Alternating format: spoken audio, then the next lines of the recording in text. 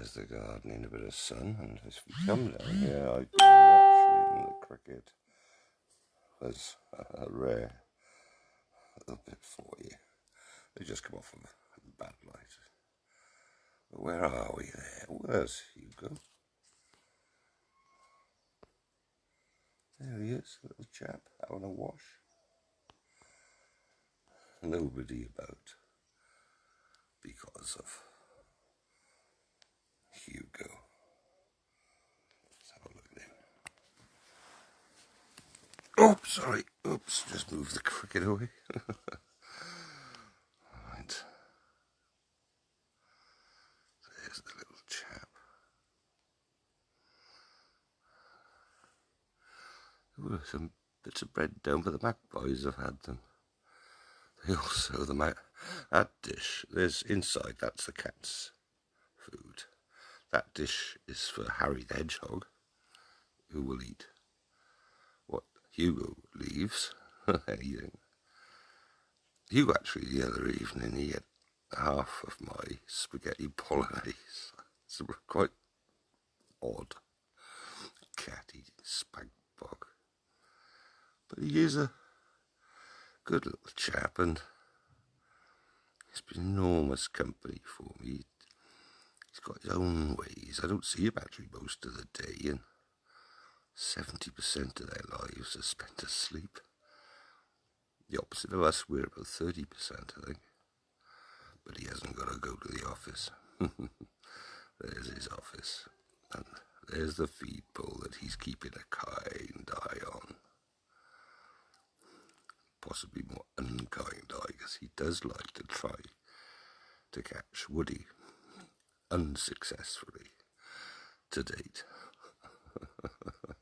He'll never give up because it's instinct, and you can't really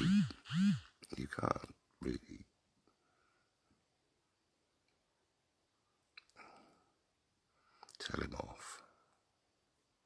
So he's having a little settle down for a sec to try and pretend that he's merged into the shadows. I mean, he is the colour of wet cement, so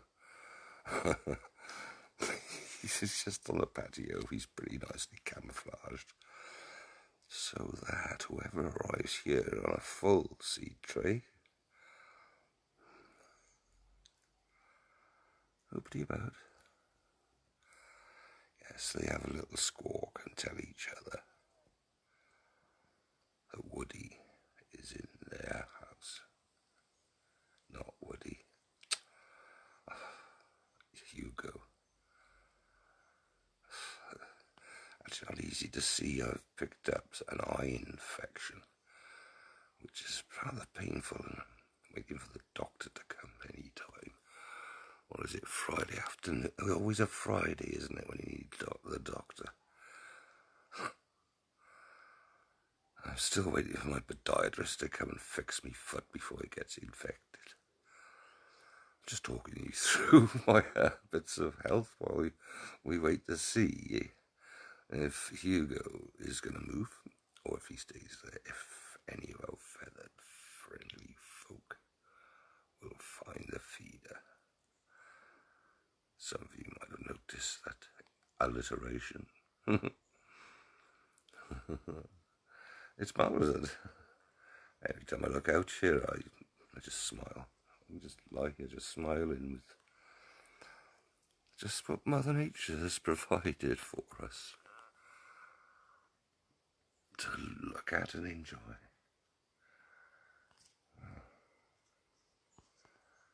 What's up?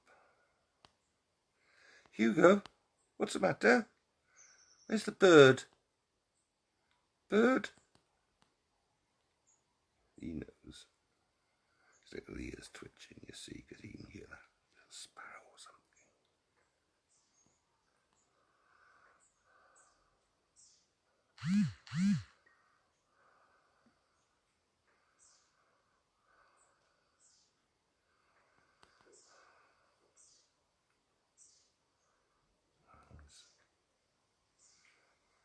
Still. Oh, Hugo's gone. There, you just see his tail there. He's gone into that corner. So you just see the tip of his tail poking out of the back there. So you can see him even less, and he's closer to the feed pole. Though the bush, well, the tree is in its way. So if he does settle down, not noticing that Hugo's there, still see his tail. Well, this little one has come to the feed pole, so if Hugo is alert, he might dive into the tree. He doesn't want to eat them, he wants to play with them. He doesn't quite realise that playing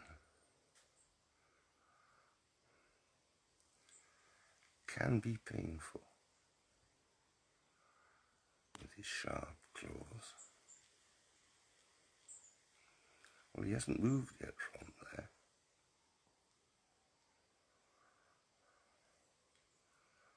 Nobody else. It's dead quiet. All you can hear is the gentle sound of the wind through the trees.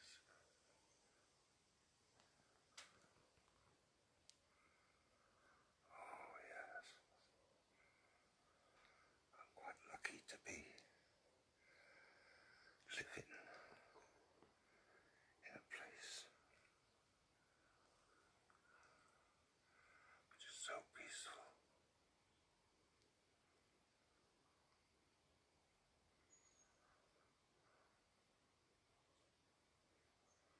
Just take it in.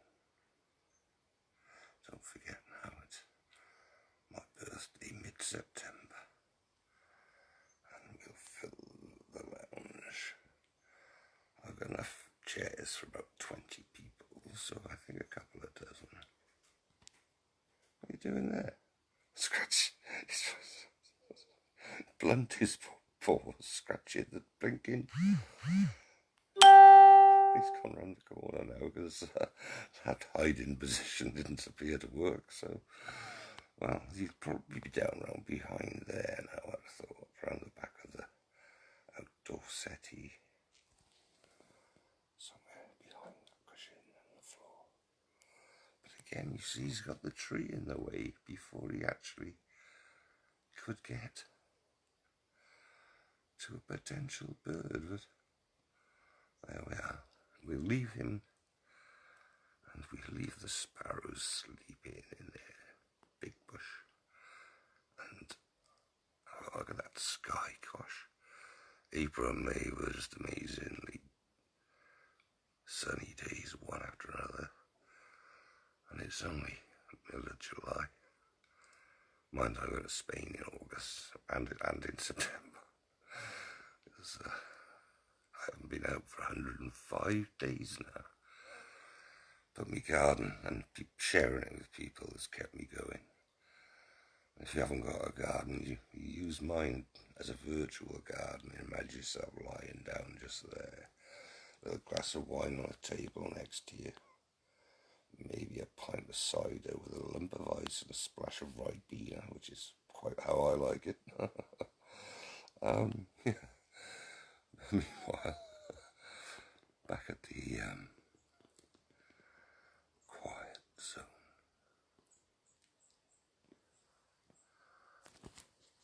Anything up here, I wonder? There's my outdoor bar. That'll be. I've already got 24 bottles of Spain's finest carver, better than champagne, in stock in my kitchen, ready for September, when some of the people I've had some nice chats with, especially some old friends I've found from Abertillery. Oh, hello. There's a magpie. Now, does he know Hugo's a hiding behind?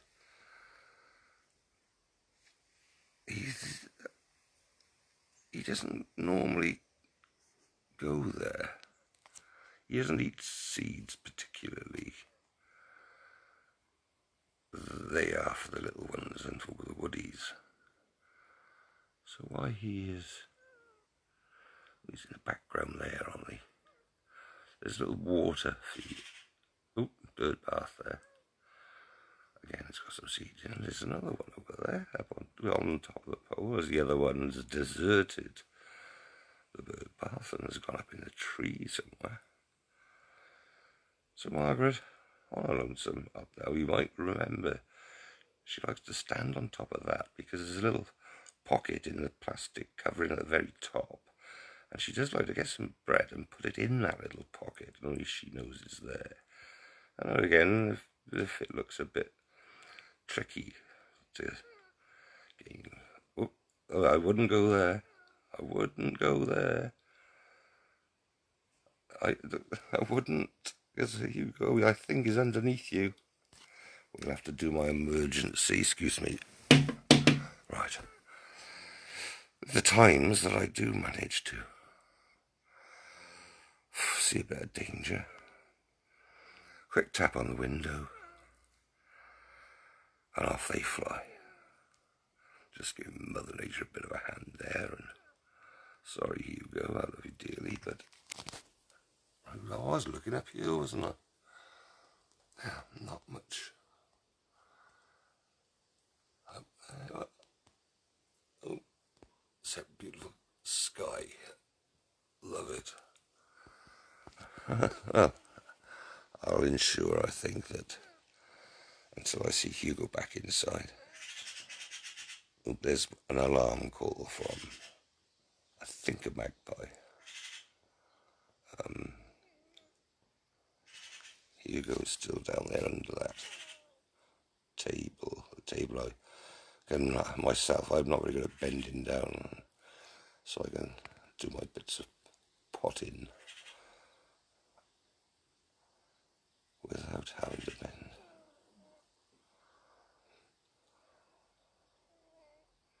A couple of little bits of blue there as well, I've just noticed. With the lion, of course, in charge of the iron bird bath there, which the magpies take a lot of advantage of.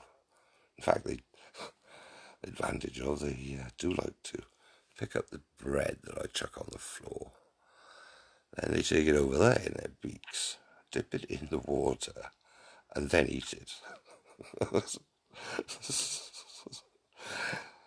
Which is quite bizarre to see, but it happens quite often. You get these. It's like as we would put batter on fish, I suppose. Batter in a bit of bread in water. Oop, a little bit more of alarming calls there. Yeah. All of them just waiting their time before they know it's a bit safer. I'll come back, I think, when Hugo's sleeping and the birds will be a cheeping. A bit like that. All that. Have a good day, everybody.